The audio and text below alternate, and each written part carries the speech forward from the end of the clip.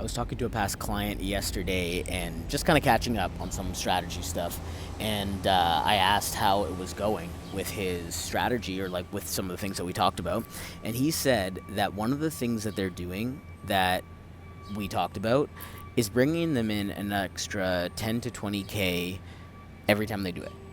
So I don't know if you know about any of the strategy work I do. Like my goal is to bring in at least an extra 4 or 5 or sometimes 6 figures, but like anywhere between 4 and 5 minimum, potentially 6 figures from changes in your strategy. So it was really nice to hear that, and so I wanted to share basically what he's doing. And before I do that, though, I just want to double down on how important I think it is that you don't just do any strategy anyone tells you to do just because it's working for somebody else. I think it's super important that you look at your business, your brand, you as a person, like however you've structured what you're doing, you look at that and you think like, where is the best place for me to show up the most authentically possible? And also, what is my market, like what kind of content do I even like making, asking yourself or the company, are we about writing, are we audio, are we video, and then making strategic decisions based off those things. Because if you just jump on a platform or you just do something just because like people are like, oh, be on TikTok, TikTok doesn't work for every business. Like I even saw an ad, like a YouTube pre-roll ad the other day, and it was like, if you've got an online business, then you need an animated explainer video. It's like, no, you don't. Only some people need an animated explainer video. As someone who also makes videos for companies too, it's like not every company, most companies need video, almost all of them. But what kind of video, that's another question, right?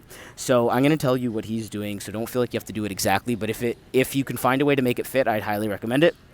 And that's basically that we switched up his email strategy. Now, he's a product business, but he also is a personal brand, so it's kind of like a hybrid brand. And by that, I mean that it's not just the brand of the products. He also, people know him.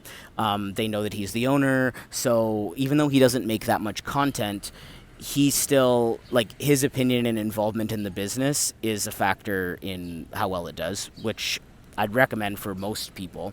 Unless you just work at a company, you don't show your face. But if you own the company, I think it's really important that you find a way to integrate yourself if possible. It's not 100% necessary, but it's helpful. Anyway, so before, they were emailing sometimes like a few emails about product, and they were just saying like, oh, buy this product, or this product's on sale. I'm outside, so it might get a bit loud, but or hey, it's Mother's Day, or it's Father's Day, that kind of promotional sales stuff. And so what I suggested that they do after diving into the brand and doing a bit of a workshop with them was like, you guys should just really share what you're about. Oh, right when it's going to get good, the drilling starts. Just really share what you're about. Like, we went over in the brand meeting, we were like, talked about their values. We talked about like what they're trying to bring to their customers emotionally. And so it was like, let's bring more of that in. So he's been writing emails based on his own opinion about stuff that aligns with the audience, and we fleshed all that out.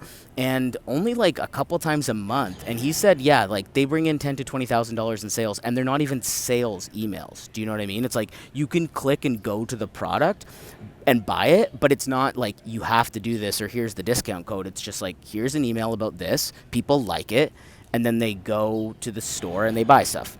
Right? And then that integrated with a few sales emails, like a month or every week or honestly, again, even every month, it's like we're talking about, like an extra 10, 20, 30,000, some could be 40, $50,000, in sales, because if he wasn't doing that, those people wouldn't be buying, right?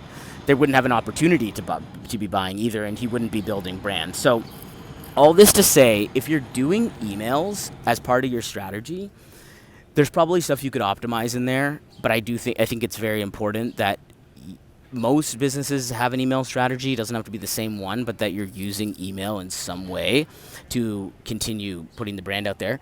Or B, if you don't have an email strategy and you're focused on something else, how can you bring more of your values to it? How can you bring more storytelling into the stuff? Like maybe your main platform is like, it is TikTok, or it is Instagram, let's say.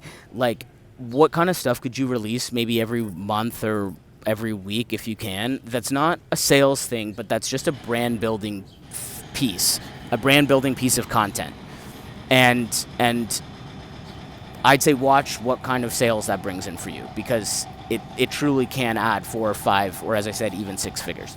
All right, it's getting really loud here. Cheers to your growth. I'll see you in another one. Mwah.